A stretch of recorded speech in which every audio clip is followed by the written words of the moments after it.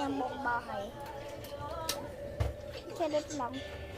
Oo, totoo. Maglinis tayo ng buong bahay. Maliit lang ang bahay naman. Tsaka, bago ako maglinis, syempre, unahin ko sarili ko. Brush ako, maghihilamos ako, bibis ako ng pagtulog. Ayun lang, kasi gabi na.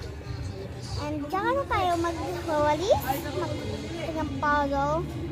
Basta ayun. Kita niyo mamaya.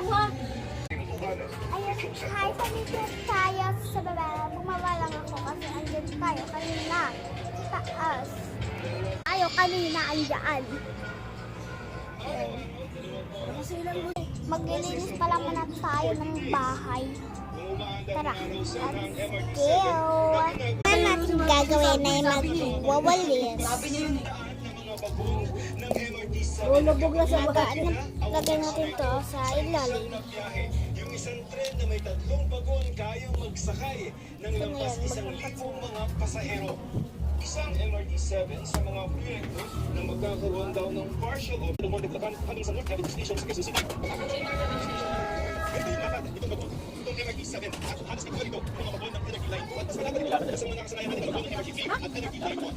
Isa sa nang nabubuo ang 12 istasyon mula sa batas sa Quezon City. Pero ayon sa DOTR, 12 istasyon mula sa Chequedor at sa North Avenue Station. Sabi niya pa, bubuhin niya daw yung ano, gagawat, napatay yung tubig ulan, ipinain yung mga dama, nagpapakawala eh. Kasi nga, mapupuno eh, di po. Malatag na tayo sa palo. Hindi pala, magaan muna tayo magsuklas.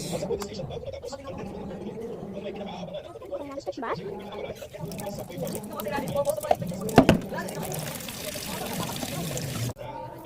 Yan. Magdududbas na muna tayo bago tayo maglatag ng puzzle. May mga kontrata na ang mula Valenzuela hanggang Shaw Boulevard.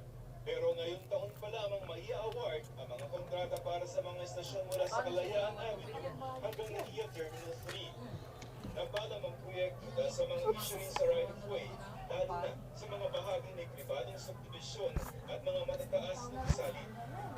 2030, natatapos ang buong proyekto, pero sa 2028 daw, dali na raw ang mula Valenzuela hanggang sa Malolos sa Bulacan at yung mula Calamba hanggang sa Alabang.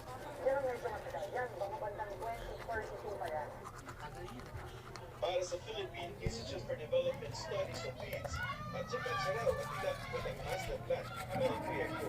Right from the start, may computer set kasi yung planning na considered